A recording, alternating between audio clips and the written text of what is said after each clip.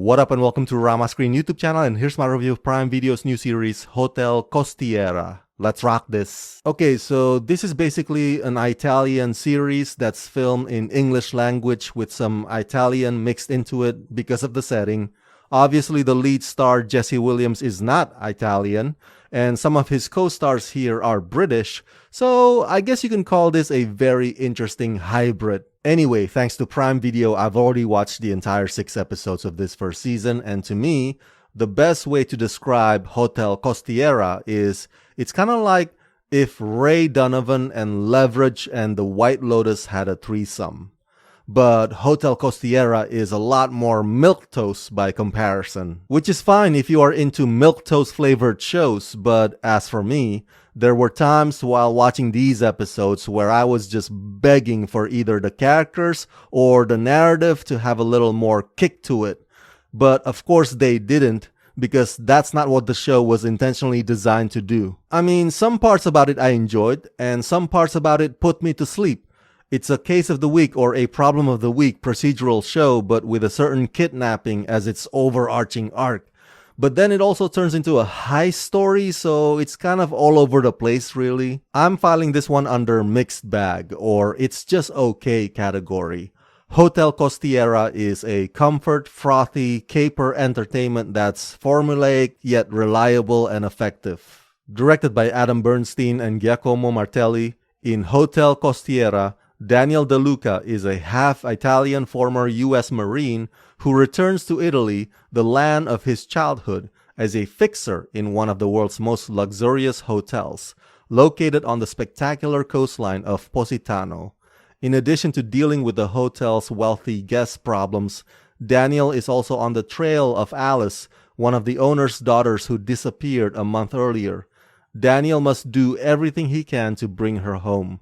But facing those who kidnapped the girl will be more challenging than any problem Daniel has ever faced. Starring Jesse Williams and Jordan Alexandra. Of course, it goes without saying that the setting or the location of this show is absolutely breathtaking. It's a beautiful coastal town, straight out of a tourism postcard, a stunning feast for the eyes, Italian paradise. So whether or not Hotel Costiera would be well received by the audiences, one thing is for sure. The actors look like they were just having a sunny vacation filming this project. They're gonna be fine either way. Okay, so even though it has some hard adult language, overall the show's tone is light and cozy.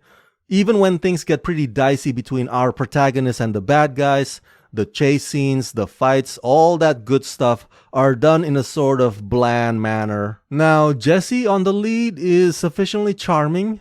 I mean, he's no James Bond, obviously, but Hotel Costiera is the type of material that fits his style and sensibilities. I wouldn't call his character Daniel brooding, but he's not over the top either.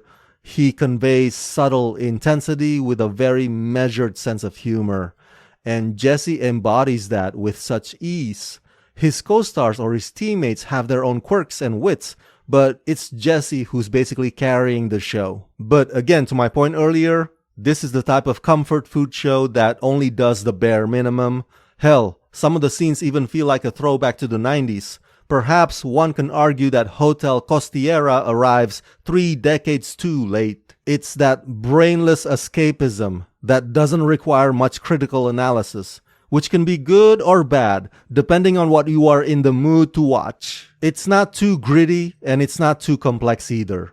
Some of the cases kind of resolve themselves, which irritate me because it practically renders Daniel's team useless. 6 episodes are more than enough for its first outing, in my opinion.